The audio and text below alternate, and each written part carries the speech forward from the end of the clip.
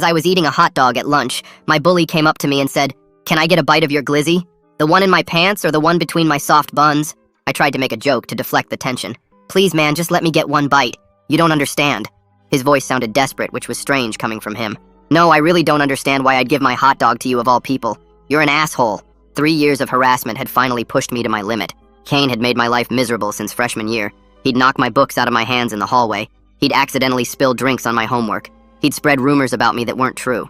Just last week, he'd told everyone I still wet the bed, which wasn't even creative for a high school bully. The week before that, he'd posted an edited photo of me on Instagram that got 200 likes before I could report it. And now he wanted my lunch like I owed him something. His crew was sitting at their usual table across the cafeteria. Derek and Jamal were watching us with these stupid grins on their faces. They probably thought this was hilarious. Kane taking food from the nerdy kid again. Except something was off about the whole situation. Kane's friends weren't laughing like they usually did when he messed with me. I stood up, deciding today was the day I'd finally stand up for myself. My hands were shaking, but I tried to look confident. The hot dog was getting cold in my hand, and ketchup was starting to drip onto the tray. "You gotta walk. Leave me alone." Kane's face was sweating even though the cafeteria was freezing like always. His normally perfect varsity jacket was unzipped, and his shirt underneath was damp.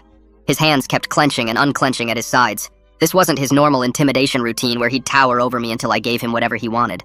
Instead of backing off like I'd hoped, Kane pushed me. Not hard, but enough to make me stumble backward. My lower back hit the edge of the table, and my tray slid dangerously close to falling. His face looked weird, though. Not angry like usual, but almost panicked. His skin had this grayish color, and he kept licking his lips. He kept staring at my hot dog and reaching for it like his life depended on getting a bite. "Just give me the meat!" He lunged forward again. His movements were clumsy and uncoordinated. Not like the star quarterback who could thread a football through a tire from 50 yards. He stumbled and caught himself on the table. His breathing was all wrong, too. Fast and shallow, like he'd just run laps, but he'd only walked across the cafeteria. Something inside me snapped. Years of being pushed around boiled over, and I threw a punch. It wasn't a good punch. I'd never been in a real fight before. My fist connected with his jaw, but it felt like hitting a wall. Pain shot through my knuckles immediately. The weird thing was, I barely grazed him.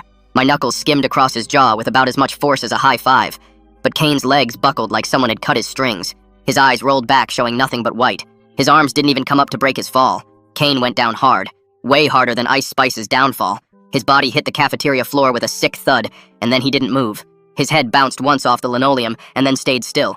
His right arm was twisted under his body at an angle that looked painful. The cafeteria went dead silent for about 2 seconds before erupting in chaos. "Oh my God, he killed him!" Someone screamed from across the room. "Kane! Kane, wake up!" His girlfriend River ran over in her cheerleading uniform and shook his shoulders. Kids crowded around us in a circle with their phones out, recording everything. At least 15 phones were pointed at Kane's still body and my shocked face. The flashes from cameras made the scene feel like some horrible movie. I stood there in